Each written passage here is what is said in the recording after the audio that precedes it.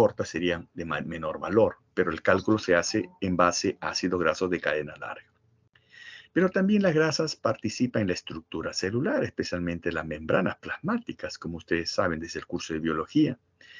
Un aspecto importante es que el aporte de las grasas se constituye una fuente de ácidos grasos esenciales, que es el sustrato de muchas sustancias de importancia en el metabolismo intermediario. También modulan la función gastrointestinal y, no menos importante, es el vehículo de las vitaminas liposolubles. Entonces recuerde que las grasas no solamente tienen papel energético, tienen diversas funciones, ¿no? Incluso ayudan a otros nutrientes como los minerales a que se absorban con facilidad. Bien, ¿qué podemos decir sobre las grasas en el organismo humano? El organismo humano almacena los ácidos grasos bajo la forma de ¿qué? De triglicéridos. Y más del 95% de los triglicéridos se almacenan en el adiposo. Ya saben que el tejido adiposo, su función no solamente es almacenar, por supuesto, triglicéridos, sino su función parece ser también endocrina, porque produce citoquinas que regulan el metabolismo. Eso hay que recordar siempre. Pero también se forman triglicéridos el 5% en el hígado y en el músculo, en mucha menor cantidad. La cantidad de triglicéridos del hígado aumenta en condiciones como la diabetes y en el ayuno, donde hay gran movilización de ácidos grasos del tejido adiposo. ¿Y eso por qué? Porque al no tener la fuente de energía, ya sea porque no se consume o porque no se dispone, es que se movilizan los ácidos grasos y ahí es donde aumenta la producción de triglicéridos en el hígado. Ahora, las células grasas son fibroblastos con 80-90% de grasas. Y sus ácidos grasos más comunes son ¿cuáles? El oleico, un 45%, el palmítico, 20%, el linoleico, 10%, el esteárico, 6% y el mirístico, 4%. Un aspecto importante es recordar cómo se absorben las grasas. Recuerden que si este es el lumen intestinal y este es el polo linfático, ¿no? Entonces, las grasas se absorben, ¿no? Acá como ácidos grasos activados, ¿no? Pero también como monoglicéridos, especialmente el beta monoglicérido o llamado también 2-monoacilglicerol. Son dos formas como se absorben la grasa, generalmente como 2-monoacilglicerol.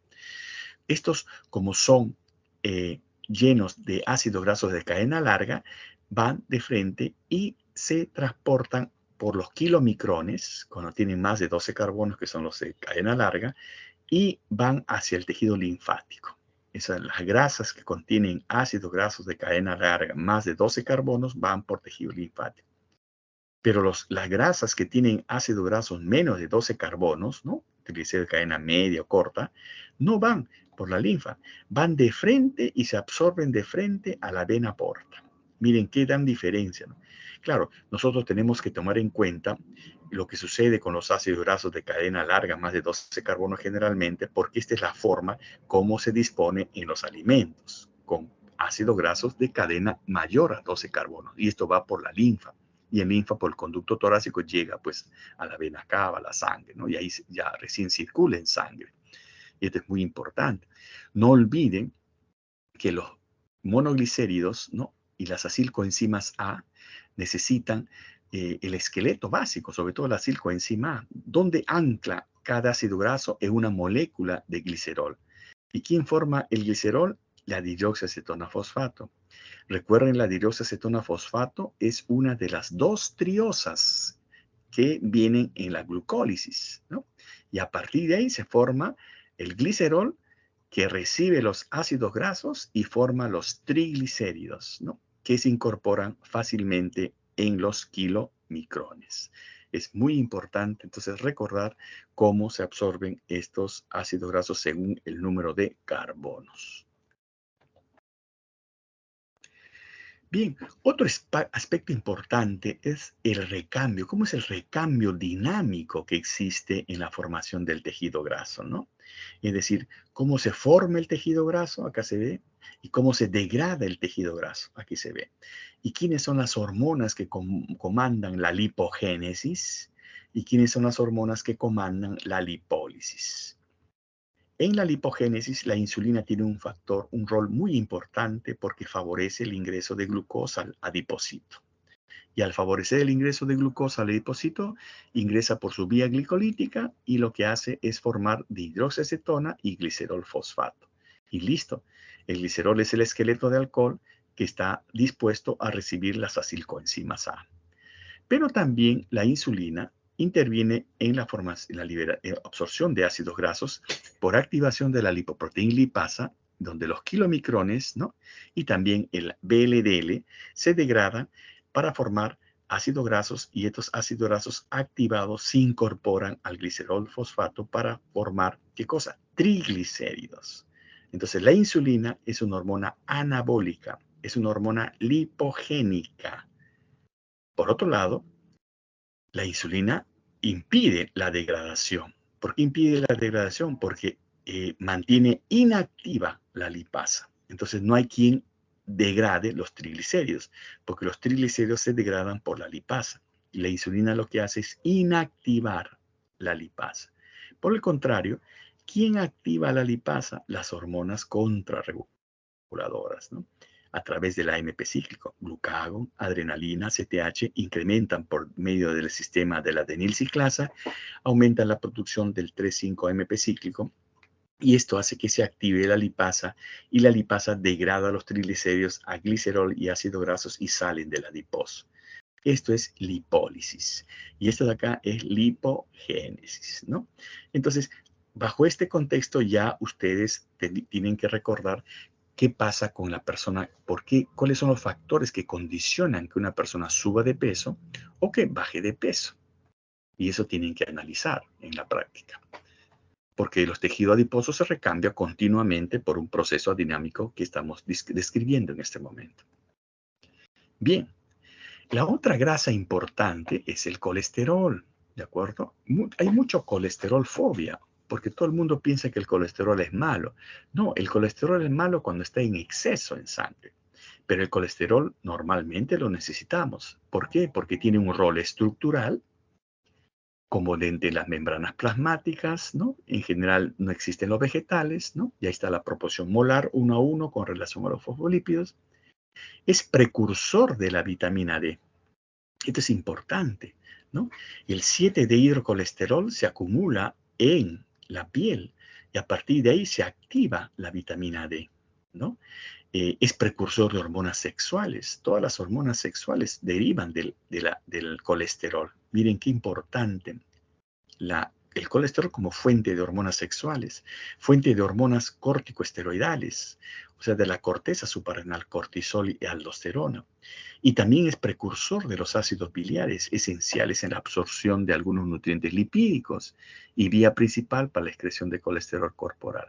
Entonces, el colesterol cumple un papel fundamental en el cuerpo. No se trata de ponerle no al colesterol, sino de adecuar el colesterol, ¿no?, digamos, a las necesidades del cuerpo. Y acá hay un aspecto importante. El organismo produce 850 miligramos al día de colesterol. En la dieta se aporta 400 miligramos y se absorbe el 60% nomás, 240 miligramos al día. Total, 1090 miligramos al día se dispone en el colesterol. Entonces, ¿qué quiere decir? Que uno tiene capacidad para síntesis de colesterol y también tiene un colesterol que deviene de la dieta. El hígado sintetiza 10% del total del colesterol, y el intestino otro 10%, y el resto prácticamente de todos los tejidos que son capaces de sintetizarlo. Entonces, en resumen, 78% es por síntesis el colesterol y solamente 22% provienen de la dieta. Por eso es importante la programación metabólica en los primeros años de vida para encarrilar la tasa de síntesis de colesterol para que ese niño se convierta en un adulto que no produzca tanto colesterol, ¿de acuerdo? Porque cuando ya uno es adulto y tiene el colesterol elevado, ustedes van a ver que a veces es difícil manejar el colesterol porque la tasa de síntesis ya está programado de manera elevada. Porque vean, ¿De dónde viene más colesterol a la sangre? De la síntesis de cada cuerpo, y cada cuerpo no produce la misma cantidad de colesterol. Bien, acá ven cómo se digiere el colesterol. Está bajo la forma de éster del colesterol. Es sustrato del colesterol esterasa, que es parte del jugo pancreático. Lo libera como colesterol libre. Pasa con su proteína de transporte de colesterol, ¿no? El NSP1, y se ingresa al enterocito, ¿no? El colesterol libre que ingresa inmediatamente puede salir por una otra proteína que se denomina ABCG58, ¿no? Pero ese colesterol libre se esterifica inmediatamente y va al kilomicrón para transportarse hacia el linfa, como hemos quedado, como parte del kilomicrón, junto con los triglicéridos, ¿no? Porque se va estructurando el kilomicrón en base al ApoB48. Entonces sale. Y aquí hay que recordar que también parte del colesterol libre es capturado por otra proteína de transporte que lo liga al HDL, porque el HDL se encarga de capturar el exceso para sacarlo a través del hígado por vías biliares. Entonces miren en este esquema, el colesterol que entra, ¿no? Se acumula, y el que se acumula rápidamente sale, o sale por el intestino o sale por vías biliares, que también llega al intestino. Es un sistema de regulación. Entonces, aún la dieta también tiene mecanismos de protección contra el exceso de colesterol, ¿no? Entonces, el problema está en la capacidad de síntesis, en la capacidad de síntesis. Bien, en la dieta, ustedes saben que tenemos la carne, los huevos, las leches, el seso, y ahí se ingieren 500 a 1000 miligramos de colesterol al día. La yema de huevo tiene 240 miligramos, las carnes dependen de cómo están formadas, ¿no? Entre 300 y 400 miligramos. Sin embargo, el total del colesterol ingerido se absorbe solamente el 60%. Esa es otra limitación, ¿no? Y cuando la ingestión es relativamente baja, su absorción se vuelve más eficaz. En cambio, cuando el colesterol de la dieta excede los 800 miligramos, su absorción resulta menos efectiva por los mecanismos que les he señalado. O sale al intestino, o vuelve al intestino, o la HDL funciona para eliminarlo hacia vías biliares. Por eso que el HDL tiene que estar en concentraciones mínimas en sangre de 45 a 50 miligramos para que funcione el transporte reverso del colesterol. Y la excreción es, pues, se elimina alrededor de 1 gramo al día a través de las heces, porque llega al intestino finalmente bajo la forma de coprostanol, que es utilizado por la flora bacteriana, por la microbiota intestinal, convertido en sales biliares también en el hígado y luego liberado al intestino para la digestión de lípidos. Recuerden que los ácidos biliares, la vía más importante para la excreción de colesterol en mamíferos es la formación de ácidos biliares, o sea, las sales biliares. ¿Cuáles son? El cólico, el que no desoxicólico, se sintetizan en hígado y segregan como conjugados de la taurina o de la glicina a la vesícula biliar. Y este es un esquema muy interesante donde nos recuerda entonces las dos fuentes, la síntesis hepática y la absorción intestinal, ¿de acuerdo? Y el papel que cumple la absorción intestinal y la excreción biliar. Entonces, cuando uno trata de controlar la hipercolesterolemia, uno tiene que hacer una doble inhibición.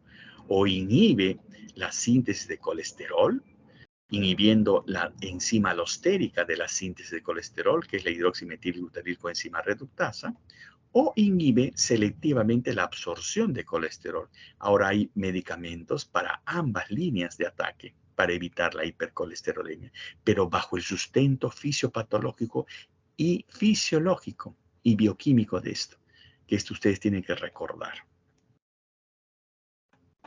¿Preguntas hasta ahí?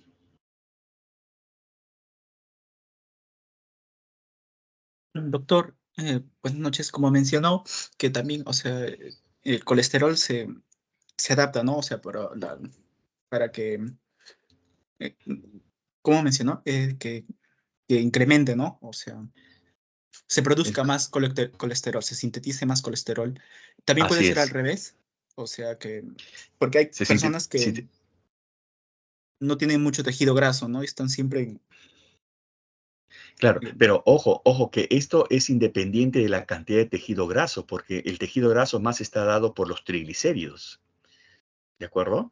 El colesterol, es cierto, también se acumula ahí, pero no es tanto como sucede la acumulación en el hígado también, ¿no? En otros tejidos, porque todos los tejidos necesitan colesterol, especialmente los que forman hormonas sexuales, forman vitamina D, la forman los ácidos biliares, ¿no? Entonces, ahí es importante que llegue el colesterol, ¿de acuerdo? Entonces, pero el mecanismo de defensa contra la hipercolesterolemia está ahí. Lo que pasa es que la capacidad de síntesis sobrepasa eso. Y esa capacidad de síntesis se programa desde pequeño, por factores epigenéticos incluso, ¿no? ¿Qué es la epigenética? Cuando se modifica la función del ADN sin modificar la estructura por mecanismos de acetilación o metilación, etcétera. ¿Y cuál es el principal factor nutricional epigenético que, por ejemplo, influye en la tasa de síntesis de colesterol? Es la lactancia materna. Cuando los niños toman lactancia materna, codifican, reprograman la tasa de síntesis de colesterol a una menor velocidad. Por eso que es difícil que los niños que toman lactancia materna exclusiva en los primeros 6 meses tengan a un nivel de hipercolesterolemia. ¿De acuerdo? Doctor, disculpe, cuando hablamos de hipercolesterolemia, hablamos de colesterol total, ¿verdad? O hablamos de HDL elevado, LDL elevado. Ya, cuando hablamos de colesterol, el hipercolesterol, hablamos del colesterol total elevado y el LDL elevado, ¿no? Porque las dislipidemias, ese es un tipo de dislipidemias, pero una dislipidemia también puede ser por HDL bajo. Una persona puede tener HDL bajo, ¿no? Colesterol normal y triglicéridos elevados. Eso generalmente se ve en el obeso. Pero una persona delgada puede tener HDL normal, triglicéridos normales, pero colesterol elevado. O sea, son diferentes escenarios. ¿De acuerdo?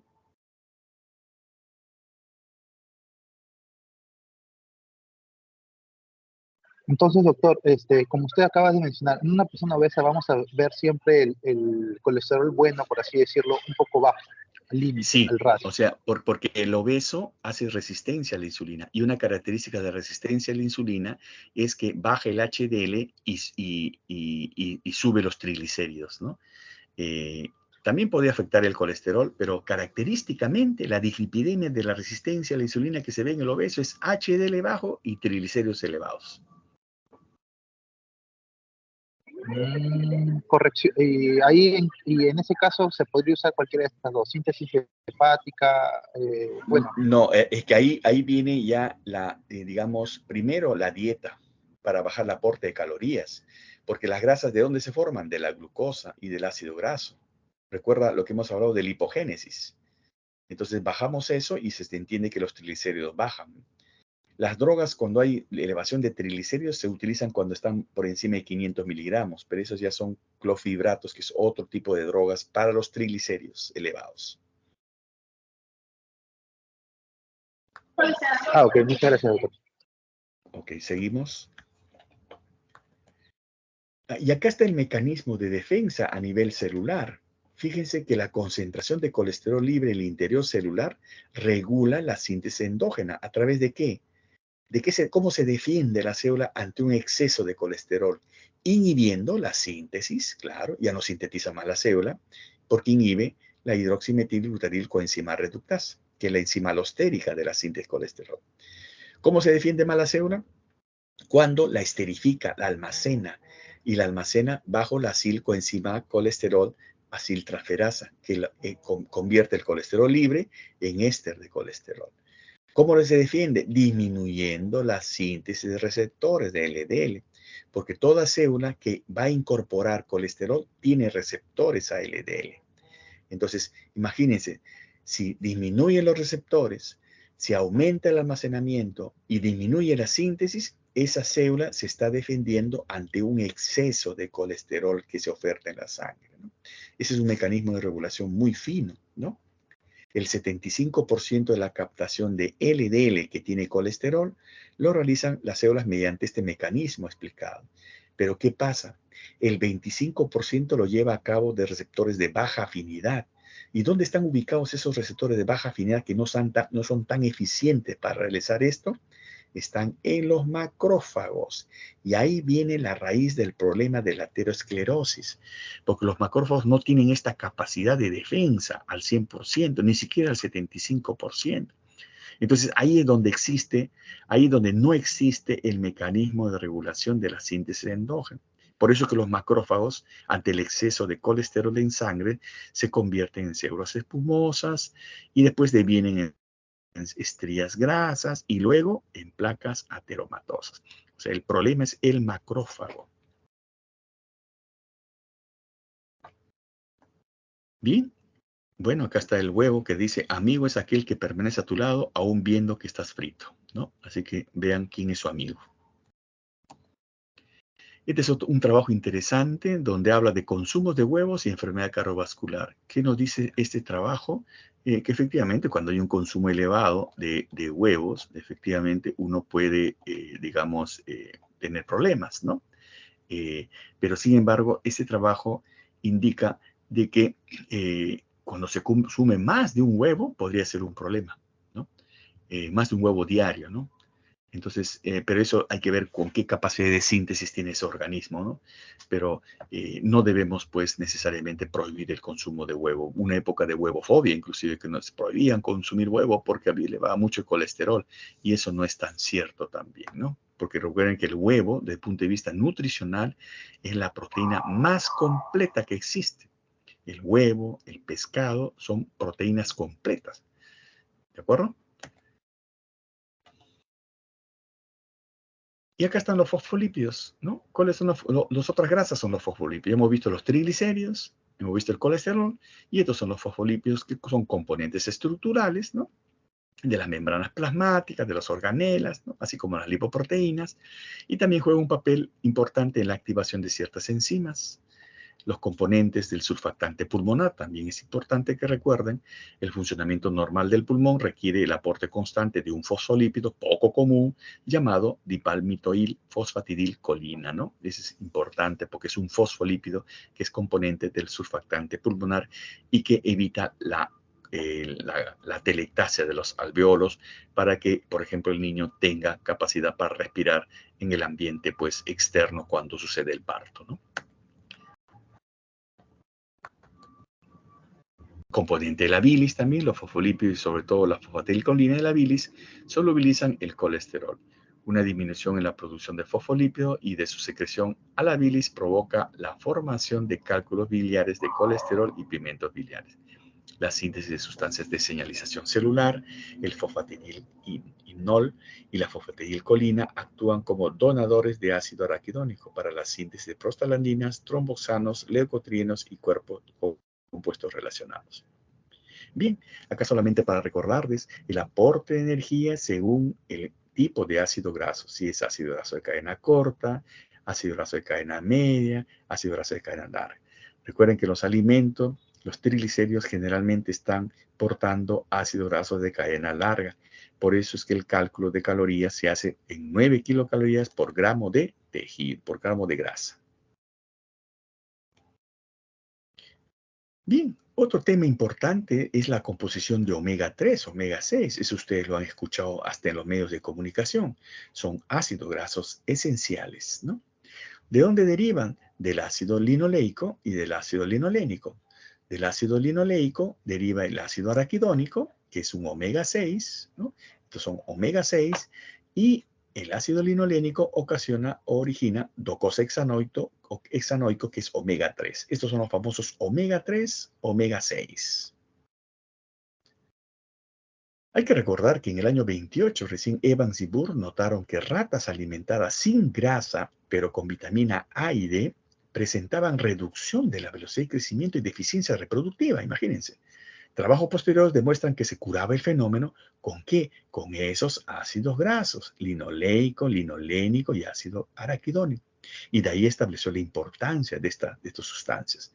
Además, las membranas celulares tienen hasta 15% de ácido araquidónico.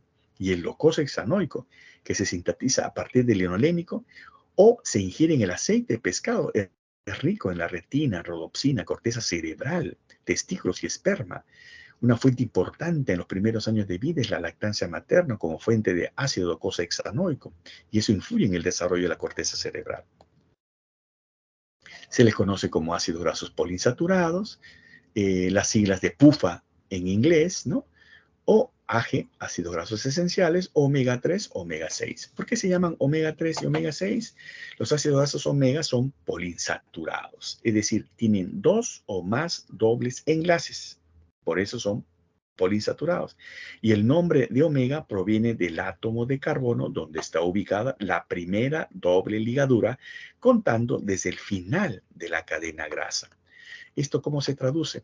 Por ejemplo, el ácido linoleico es un omega 6. ¿Por qué? Porque el doble enlace está carbono 1, carbono 2, carbono 3, carbono 4, carbono 5, carbono 6. Está en el sexto carbono. ¿De acuerdo? ¿Por qué es omega 3 el ácido linoleico? Porque está carbono 1, carbono 2 y carbono 3. Porque está en el carbono 3, donde está el doble, el primer doble enlace. ¿De acuerdo? Entonces, y así vemos los números del doble enlace y dónde comienza el doble enlace, si es en el carbono 6 o en el carbono 3. Y eso va a depender que sean omega 6 o omega 3. ¿Dónde tenemos la disponibilidad de los PUFAs o ácidos grasos, estos omega 3, omega 6? En alimentos vegetales, ¿no? Plantas verdes. Recuerda que lo verde tiene muchos nutrientes. Tiene calcio, tiene hierro, tiene zinc, tiene magnesio, tiene omega 3, tiene omega 6, ¿no? Por eso también están en las algas, en el fitoplancton, en la soya, ¿no? El omega 3 en pescados de agua fría, aceites marinos en el fitoplancton. En ambos grupos cumplen funciones biológicas y los de cadena más larga pueden formarse mediante transformaciones enzimáticas a partir del linoleico y linolénico. ¿En qué radica su importancia? Bueno, acá es muy amplio hablar de la importancia, pero es que en ambos grupos puede formar sus sustancias consideradas hormonas capaces de gobernar los sistemas cardiovascular, impune, nervioso y reproductivo.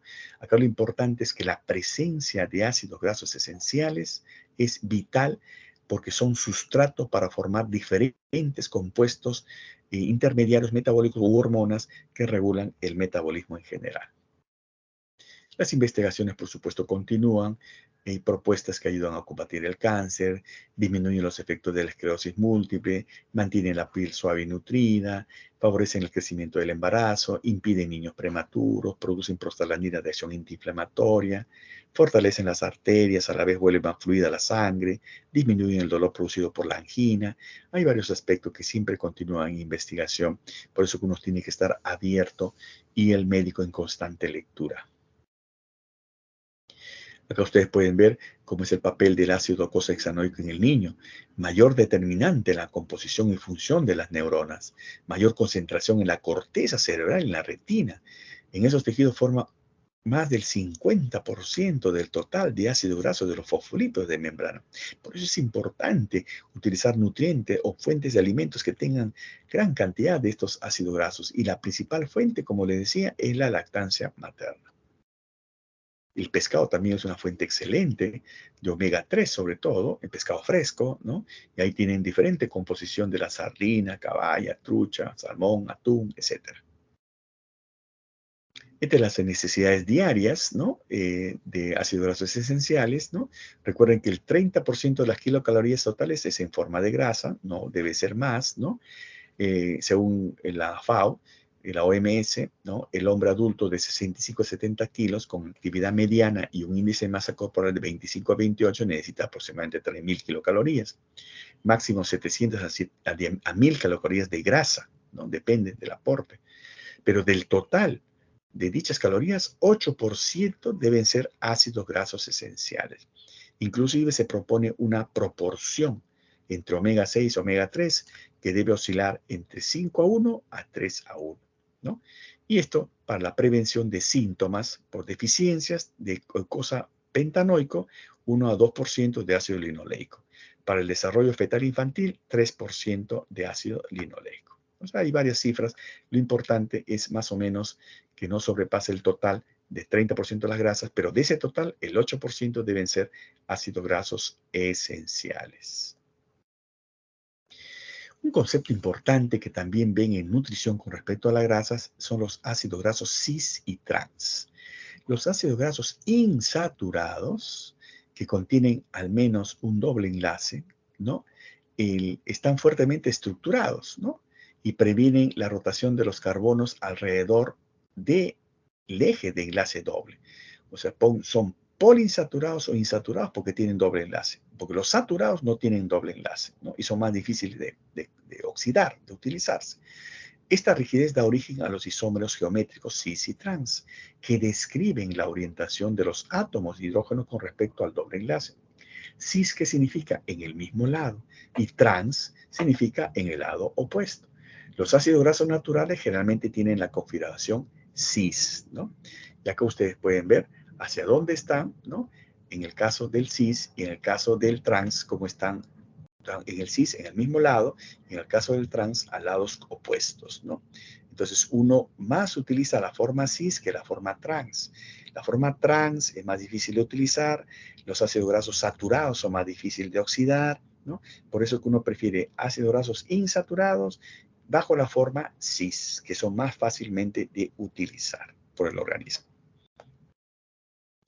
Hay efectos de la grasa trans, por supuesto. Los ácidos grasos trans, por eso es que no se deben consumir, aumentan el colesterol malo, también reducen el colesterol bueno. Ustedes ven en la etiqueta de los productos en los mercados el porcentaje de grasa trans, esa es una obligación. Por eso que muchas etiquetas ustedes van a ver, grasa trans 0%. Y así debe ser, ¿no? No debe haber grasa trans.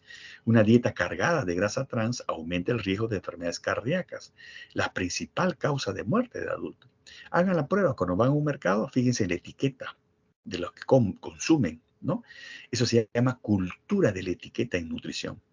La mayoría de las grasas trans se forman a través de un proceso industrial que añade hidrógeno al aceite vegetal, lo que hace que el aceite se vuelva sólido a temperatura ambiente y de mayor vida útil. Por eso que desde el punto de vista comercial es más interesante tener la grasa bajo la forma trans, pero es poco beneficioso para la salud humana.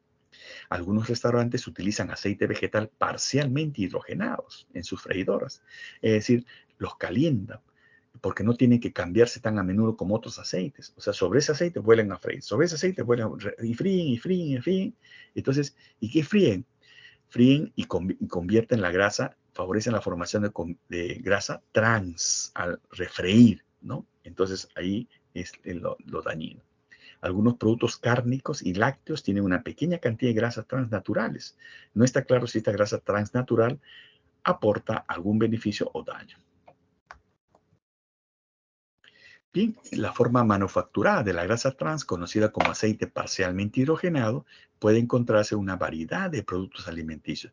Productos horneados como pasteles, galletas, tartas, palomitas de maíz, pizza congelada, masa refrigerada como galletas y panecillos, frituras, crema para café sin lácteos, margarina. Miren, quizás ustedes consumen algo de eso, ¿no?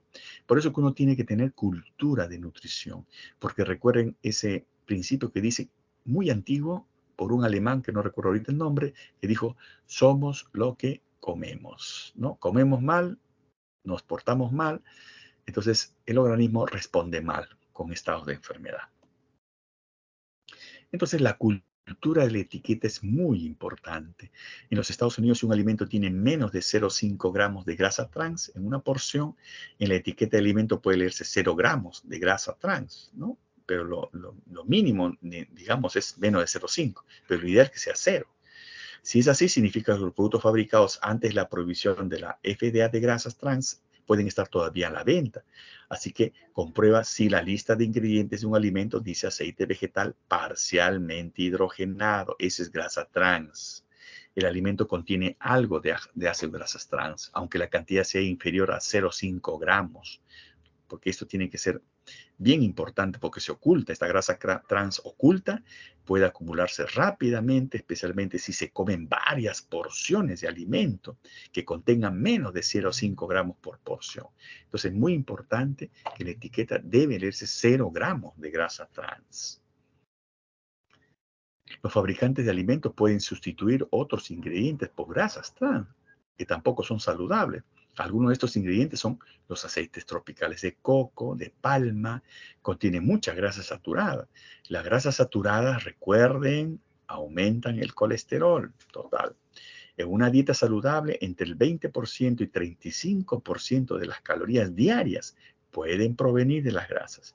Intenta que las grasas saturadas representen menos del 10% de tus calorías diarias totales. Esa es la recomendación. Y la grasa monoinsaturada, la que se encuentra en los aceites de oliva, maní y canola, es una opción más saludable que la grasa saturada.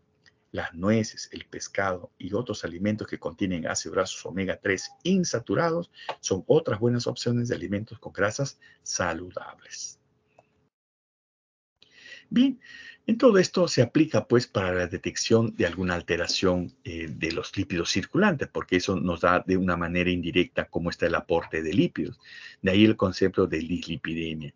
La dislipidemia se refiere a la elevación de la concentración plasmática de colesterol, triglicéridos o ambos. Pero también se refiere cuando hay una disminución del colesterol bueno, o sea, del HDL, que contribuye también al desarrollo de la aterosclerosis. O sea, es cualquier variación fuera de lo normal de los lípidos circulantes. Colesterol total, HDL, triglicéridos, LDL, VLDL, etc., ¿no? Y las causas de esas dislipidemias pueden ser primarias o secundarias, ¿no?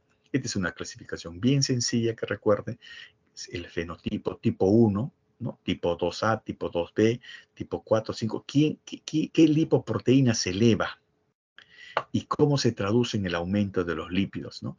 Una persona que tiene triglicéridos elevados, una persona que tiene colesterol, o triglicéridos y colesterol. Un ratito, por favor.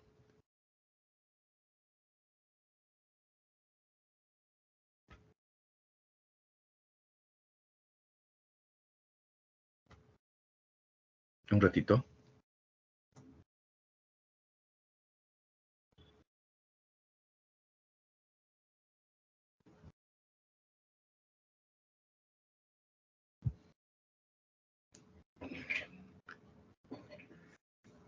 Entonces, esta es una clasificación sencilla para poder explicar según qué fenotipo tiene y qué lipoproteína está elevada y qué lípido es el que está elevado. Eso lo van a repetir en otros cursos probablemente.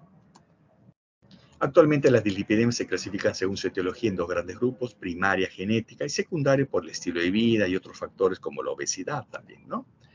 Las causas primarias, ahí están la hiperproducción de triglicéridos, colesterol LDL, la eliminación de efectos de triglicéridos y colesterol, a la producción deficiente de colesterol LDL, a la producción insuficiente de colesterol LDL, es decir, a una serie de hechos, inclusive a la eliminación excesiva de colesterol HDL.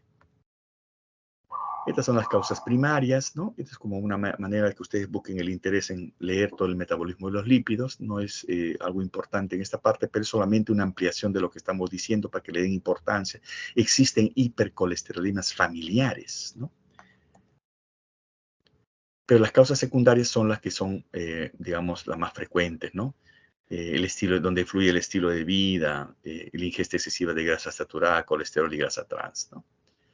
Miren la cantidad de causas secundarias: diabetes, consumo excesivo de alcohol, enfermedad renal crónica, hipotiroidismo, cirrosis biliar, ciertos fármacos también y causas secundarias, ¿no? Eso para que tengan una idea cómo hay que investigar de qué estamos hablando cuando encontramos una dislipidemia en un paciente.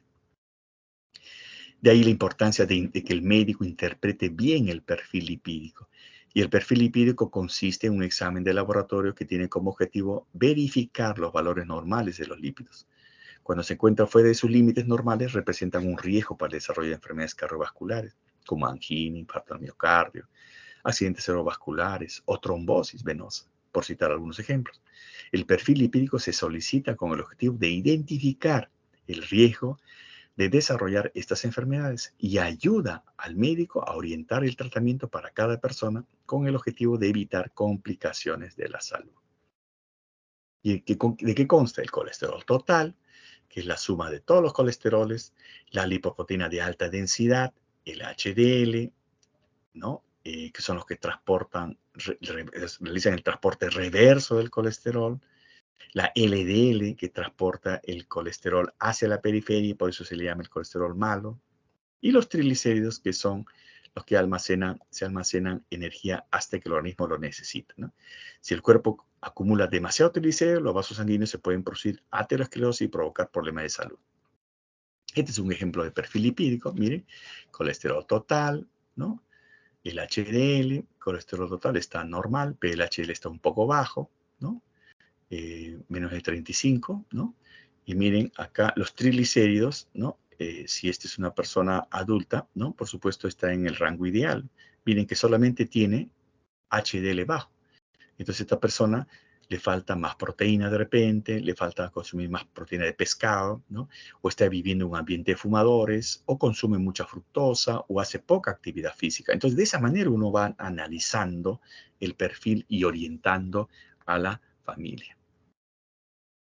Las dislipidemias hay que tener en cuenta que es un factor de riesgo cardiovascular, ¿no? En general en todos los países, ¿no? Por eso es necesaria una detección temprana, importante y precoz.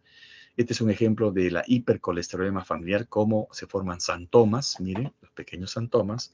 Y acá pueden ver otro más grande, miren. Estos niños terminan en una especie de hemodiálisis que se llama aféresis, porque las drogas hipercolesterolemiantes no logran controlar el nivel de colesterol en sangre. Y este es peor, ¿no? Miren. Así que tenemos que tener en cuenta muchos factores, ¿no? Del impacto, sobre todo de la modernidad en el fenotipo de lo que hoy se llama el Homo sapiens sapiens o el Homo sapiens obesus, ¿no? Exceso de caloría, sedentarismo, exceso de carbohidratos, déficit de consumo de antioxidantes, déficit de ácidos grasos poliinsaturados, exceso de grasas saturadas y trans, contaminantes ambientales y tóxicos. Este es el embudo que tenemos con respecto al nuevo Homo sapiens que se ha formado. En fin, los nutrogenomas nos van a orientar un poco más hacia dónde vamos. ¿Por qué razón personas que no comen mucha grasa no tienen enfermedades vasculares? Eso también hay una condición genética que predispone para bien o para mal a una persona. Planteé el estudio del efecto de los alimentos en respuesta a la respuesta genética. Eso será algún día. Y aportarán dietas a medida de cada uno de acuerdo a su constitución genética. Entonces, de acuerdo a su estudio genómico. Algún día sucederá esto. Espero verlo. Muchas gracias. ¿Alguna pregunta?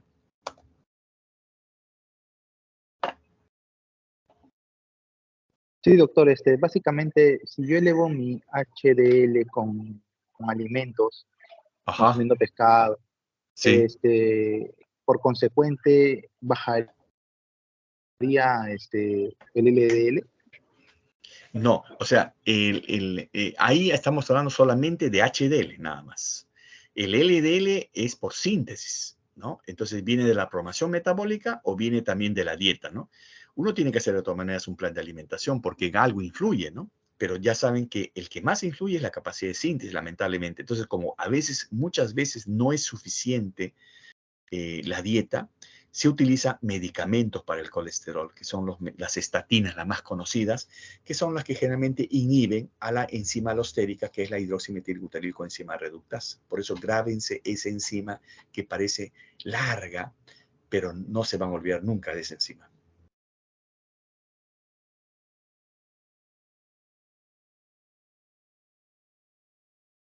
¿De acuerdo? Ok, doctor. Bien, ¿alguna otra pregunta?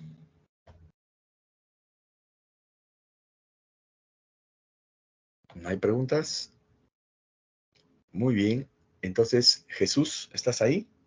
Sí, doctor, estoy aquí. Ya, perfecto. Entonces, si no hay preguntas, nos vemos ya la próxima semana para la teoría, ¿ya? Gracias, doctor, por la teoría. ¿Me podría pasar los PPTs, por favor? Sí, cómo no, cómo no. Para Yo enviarlos a creo mis que la compañeros. teoría es más tranquila a esta hora, ¿no?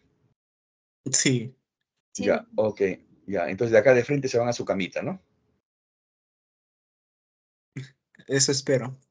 Muy bien. A estudiar, mira por lo que dicen, a estudiar. Ojalá que sea así, les creo, les tomo la palabra.